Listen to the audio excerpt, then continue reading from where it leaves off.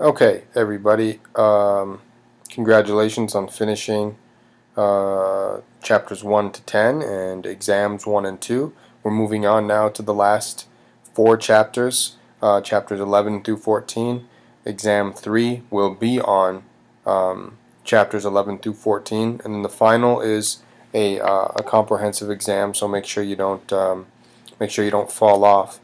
I mean, I do honestly on the final exam, I do draw a lot from the midterm or the in-semester exams. I'll even take some questions and just repeat them in the final, so it's not as daunting as it might appear. In any case, this is chapter 11, and we're going to look at different aspects of press freedom and different kinds of restrictions on the media system. So if you look at this idea of the fourth estate, this is the notion that the press is supposed to serve as a fourth branch of government. And the idea is that the press kind of watches over the other branches. The press watches over the judiciary. They watch over the executive. They watch over all the different branches of government, and they keep everybody in check, right? And given their role as the fourth estate, the American system considers a free press rather to be absolutely essential, because without the free press, the three main branches of government are not kept in check. And if they're not kept in check, then people aren't. It's not a true democracy in a sense. It would more resemble an authoritarian system than it would a democratic system. Also, the press is really important because if you think about it, in a democracy, who is supposed to make the decisions? Well, the people are technically the ones making the decisions, right? At least that's how it's supposed to work in theory. The people have the final say. Democracy is government by the people for the people, right? In a democratic system, the people vote in their leaders who make decisions on their behalf. And if the people don't like the kinds of decisions that are being made on their behalf, then they have recourse to change. So the ultimate arbiters and the ultimate decision makers are the people. But how do the people in a mass society get information? How are they informed about what is going on? Well, that is through the press. And so that's why the press is so important, right? Without the press, we don't have any information upon which to make decisions about our affairs. So the press is incredibly important, and this whole idea of free speech, I should say free press, is sort of the extension of freedom of speech to the media, and it's absolutely critical to creating a true marketplace of ideas. Remember, the marketplace of ideas is the notion that we let all of the ideas into the marketplace, and when we do that, the truth will rise to the top. The truth will win out. Thomas Jefferson, some interesting quotes. He said, "Were it left to me to decide whether we should have a government without newspapers or newspapers without a government, I should not hesitate a moment to prefer the latter." He'd rather have newspapers without a government than have a government without newspapers, because as I kind of tried to allude to on that first slide, if you have a government without a press, without a free press, you end up resembling something closer to authoritarianism if it doesn't turn into an outright authoritarian system. Okay. He also said information is the currency of democracy, right? So these are statements that I think kind of inform our understanding of the importance of free press in a democratic society.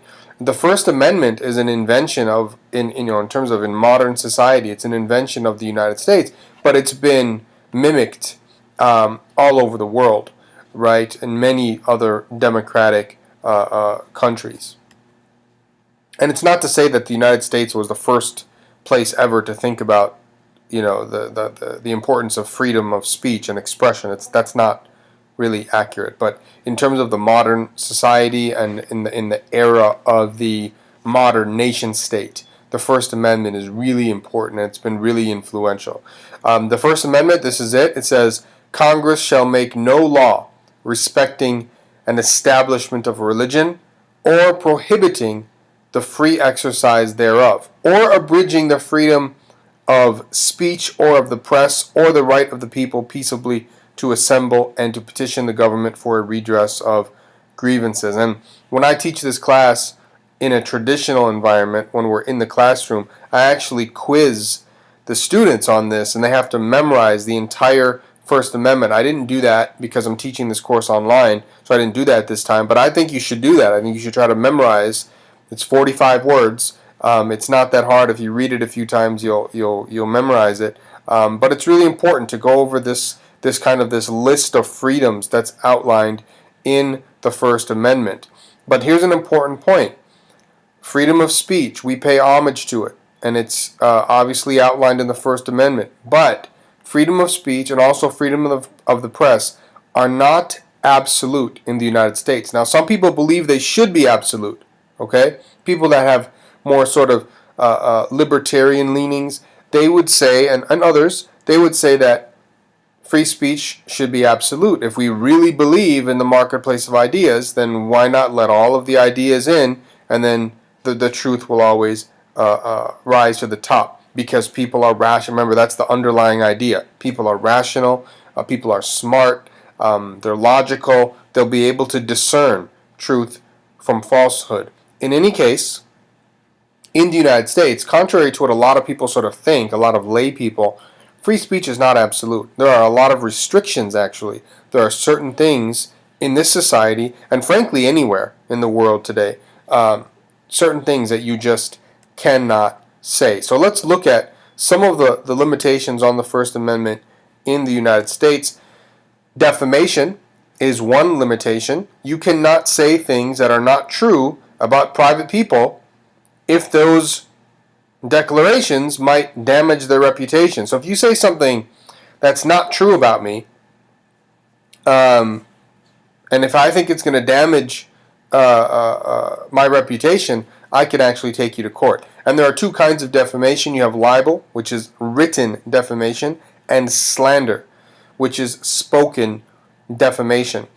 And it's a difficult balancing act, because on the one hand, you want to respect people's right to not be defamed, but also you want to protect the watchdog role of the press. So there's kind of a difficult balancing act sometime. But and I think one way this is addressed is in the U.S. system. It's not this way everywhere, but in the U.S., public people have less protection against libel, right, and slander. I mean, they have less defamation, less protection against defamation in general, because it just the way we see it in this society, the way it's been sort of conceptualized here. If you're a public person, you're going to have to just deal with some of that. Not every single thing that's going to be said about you is going to be accurate. Is that fair? We could debate about that. Okay, I think a lot of public people would say, wait a minute, this is just not fair. It's fundamentally unfair. I also have to point out, statements that are alleged to be defamatory must also be a false statement of fact. They have to be false statements of fact. They can't be like name-calling or hyperbole. You know what I mean? Things that can't be proven true or false, right? That doesn't count as defamation, right? If I call somebody a name, if I say, man, that guy is such a... in Arabic we say, one of the common sort of curse words in Arabic is you call somebody a donkey. Say dahmar, right? So you don't literally mean the guy's a donkey, right? So that would not really count as defamation. I mean, if it were happening in the United States, right? And different societies have different sorts of laws for defamation. The New York Times versus Sullivan, this is an important case. Long story short, there was a police chief named Sullivan in Alabama, I believe in Montgomery, and in the 1960s, the height of the civil rights movement. What happened was the New York Times wrote a story about some of the abuses that had been committed by police, right? And a lot of what they said was fine, but was accurate. But some of the things that they said were wrong. Some of the things that they said specifically about Sullivan, the police chief, they were wrong. They were not accurate. So this case went to the Supreme Court. And the Supreme Court ruled in favor of the New York Times. And this is a major decision. It's a landmark decision because what it did is it assured that reporters that make random errors in covering the conduct of a public official would not be charged with these huge libel judgments against them. So just think of it, if that decision was if Sullivan would have won, that means that you'd have to, as a reporter, you'd have to be super careful if you were covering President Obama, for instance. I mean, so careful that, like, even if you made one innocent error, it wouldn't be enough to just correct it in the newspaper or whatever. You could be charged with a crime. So that's why a lot of journalism scholars hail this as a really important decision in U.S. journalism law. So how do journalists protect themselves against defamation? For those of you that plan on going into journalism, well, first of all, do your research. There's nothing worse for a journalist than making errors. Even if you're not going to go to jail or if you're not going to be fined for making the error, you don't want to make errors. They damage your credibility. So do thorough research, get your facts straight, check and double check and triple check. Make sure that you're using reliable sources, right? Try not to use anonymous sources unless it's absolutely necessary. I always tell my students that.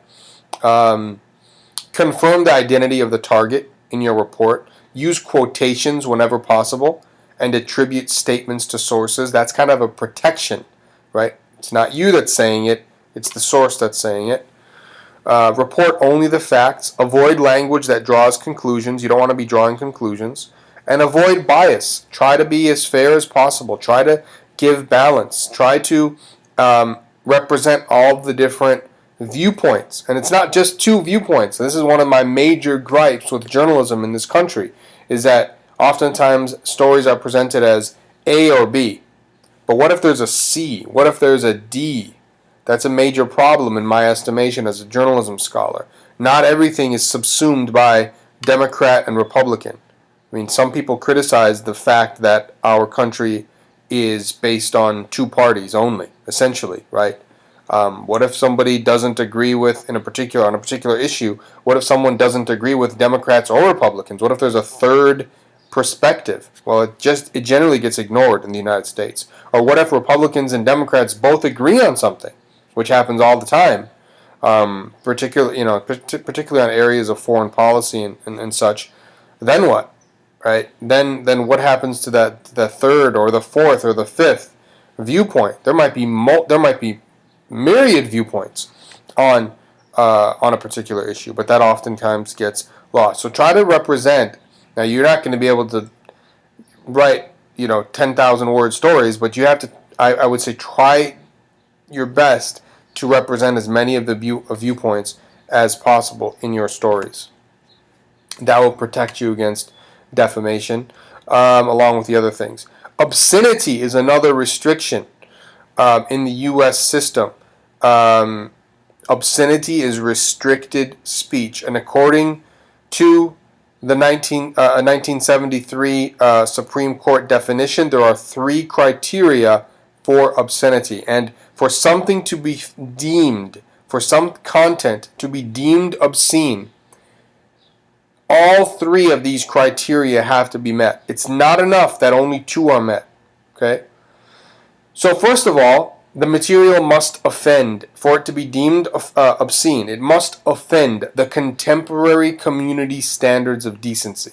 And that's interesting because it gives you an indication that these things change over time, right?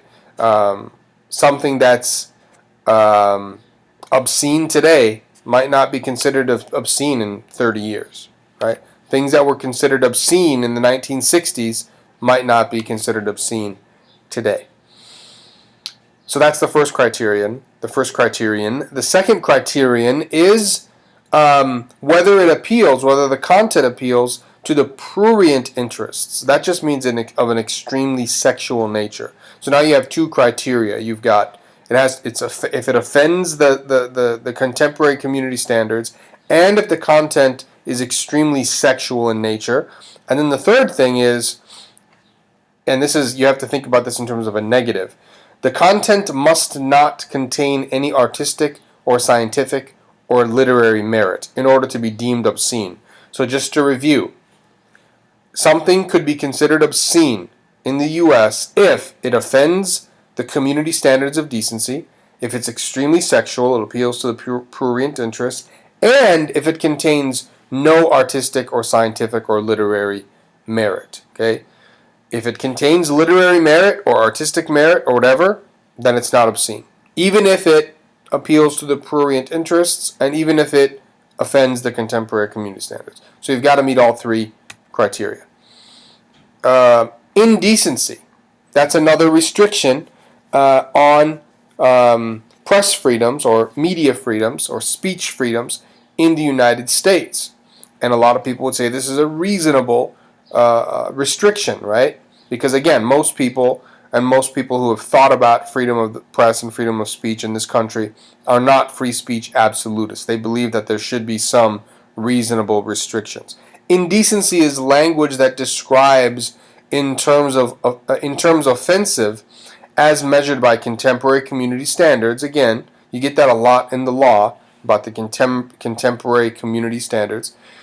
Language that describes sexual or excretory activities or organs. Okay, so that's the kind of thing that people have to be when, particularly in comedy programs and things like that, sitcoms. They have to be very careful in terms of how they discuss sexual or excretory activities or organs. All right, so that's indecency, obscenity, defamation, and we have deceptive advertising. That's also a restriction.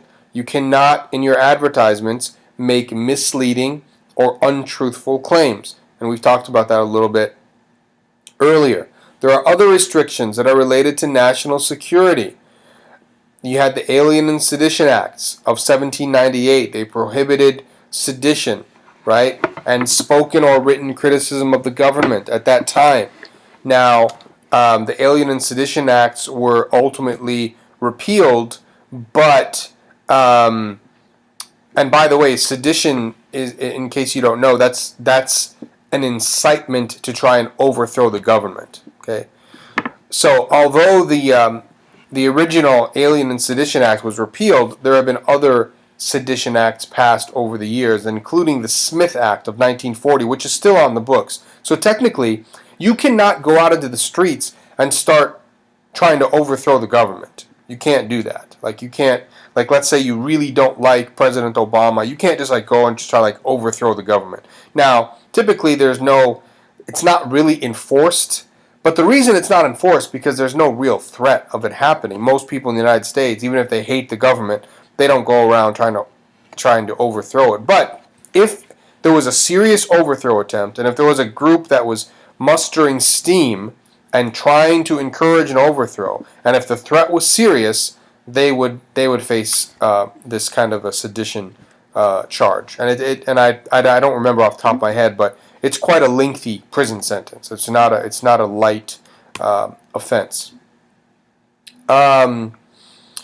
Clear and present danger. This is an important idea in the law. Some speech can be restricted when it presents a clear and present danger. That is, if the speech is intended to incite or produce dangerous activity, and if the speech is likely to succeed in achieving the desired results, right? So it's kind of tricky, but one of the examples they give is you can't go into a crowded theater or a crowded mall and start yelling fire, right? Because what would happen is there'd be a stampede, right? So that's not, you can't do that.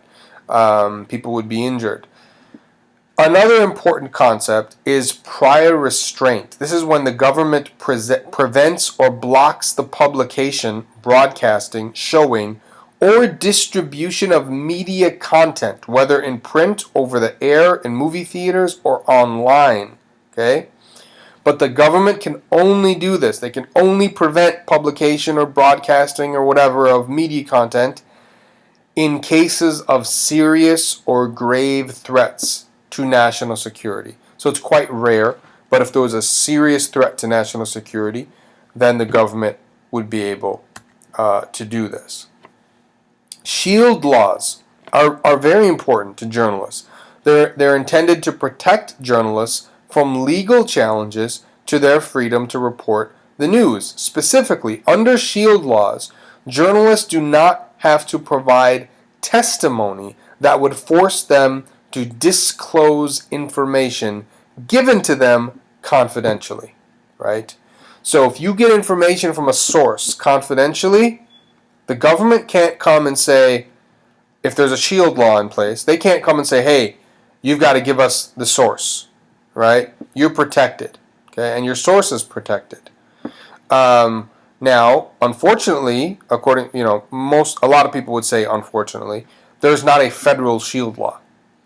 So it's not the case that journalists all over the country are protected, but there are shield laws in 34 out of the 50 states. Okay, and I'm 99% sure that Alabama, I checked on it once, and I'd have to go back and look, but I'm 99% sure that Alabama has a shield law. I'm not going to test you on that, but I think you should know that what a shield law is, and that it's not, there's not a federal one. I mean, it's not a national, there isn't a national law on this. Now, let me say something about stereotypes and humor, because I think this is something that it's really hot button, it's very sensitive, and I think we have to be very careful about how we proceed. There isn't a law that says you can't stereotype, you can't make fun, you can't have humor, but I think people should be responsible. In keeping with what the Hutchins Commission recommended, we have a free press, a free media system, but responsibility should be exercised. At least that's one argument. You may disagree. But a stereotype, first of all, is a fixed mental image of a group that is frequently applied to all of its members. Okay? And I note comedy and humor because this is very common in comedic content. Now, in many cases, I think a lot of people would say it's just funny, it's not really offensive, right? But in some cases, you could probably make a strong argument that that the speech is harmful to people because it's so stereotypical. So, for instance, this at the bottom there, I have this example of some Seinfeld, which is one of my favorite shows. But one time, Kramer, who's if you don't know Seinfeld, he's the goofy tall guy with the weird hair. He lights a Puerto Rican flag on fire by accident. Okay, and there were some Puerto Ricans around, and they became really angry, and they start to shake Kramer's friend's car, Jerry's car, right? They start to shake his car. And Kramer looks over at Jerry and he says, basically saying, don't worry, it's like this every day in Puerto Rico, right? And a lot of people became really offended by that. A lot of Puerto Ricans who watched Seinfeld, because they were like, wait a minute here. You never talk about Puerto Ricans. Puerto Rico is never talked about on Seinfeld. And the one time you decide to mention it, you provide this stereotype of our country and our people. So people were very offended by that. And I happen to think they have a case. Some people would disagree. Some people would say, just lighten up. But I do think there's a case to be made. And it's similar to the case with, if you think about Arabs and Muslims on television programs and on movies. The problem, in my estimation, is not that movies and TV shows they have Arab and Muslim terrorists. I mean, that should be fair. That should be fair game. There are Muslim and Arab terrorists, obviously. But the problem is that, in my estimation, that we never see anything else, right? There's no other portrayal. In fact, one of the media scholars, Jack Shaheen, he did 100 years of content analysis of Hollywood movies, looking at all of the movies that had an Arab character in them. At least one Arab character. He studied more than 900 movies. You can read the book. It's a book called Real Bad Arabs, where real is spelled R-E-E-L, like a movie reel. And he basically, it's really a damning indictment on the movie industry, because he basically says there are no Arabs, essentially. I mean, there's a few, but almost all of the 900 movies that have been produced, whenever there's an Arab character, it's something bad. And so that's the issue, is that it's the same tired image, right? And I think that's where it's similar to the case of the Puerto Ricans on Seinfeld. It's like, you never talk about us, and the one time you do, that's what you present. Native Americans. The portrayals of Native Americans are deeply problematic, right? If you look at a lot of the research, right? I mean, a lot of what I'm saying is based on research. But Native Americans, the portrayals are overwhelmingly negative and stereotypical in news content and also in entertainment media content. And then we also do this thing in this country where we use Native American tribes, sometimes with stereotypical imagery, as our sports team nicknames, right? I don't want to get into a whole thing about that, but that's you could say that's one piece of that larger issue. African Americans are stereotyped in many cases in news and also in entertainment media. Now, things have gotten a lot better if you look at the research with respect to African Americans in particular. Things have gotten a lot better in the last 30 years. Okay, there's still it's still far from perfect. There are still stereotypes. Stereotypes of African Americans as criminals and uneducated and so on and so forth. But some of the research suggests that when they do this, they call it inter-reality comparison research, the numbers are getting closer to reality, to reflecting reality, right? Latinos are often stereotyped. A 2003 study showed that 2/3 of the news stories about Latinos were about illegal immigration and crime.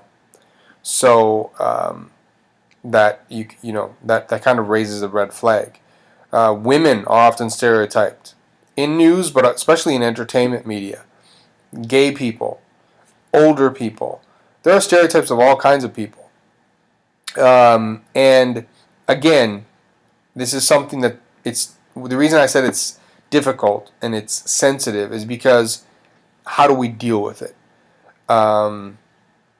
We don't have a law, and I think most people would say, well, we shouldn't have a law that says you can't say this and you can't say that, but it is also, we could say, is it enough to just tell people, hey, just be responsible? And then we hope for the best. Well, what if they're not responsible? Then what? What if the content is having serious deleterious consequences, serious harmful consequences on people? What then? Then what do we do then? And it's really kind of a perplexing question. Censorship. You all know what censorship, prohibiting certain kinds of content. And in the U.S., censorship is rare, but it's most common in two situations: wartime, and then also with pornographic or obscene content. Those are the two most common situations in which censorship is employed. I think what I'm going to do here is I'm going to stop and break this into two parts. We'll pick this up. We'll pick this up at the Hays Code. if I can remember how to stop this recording. There we go.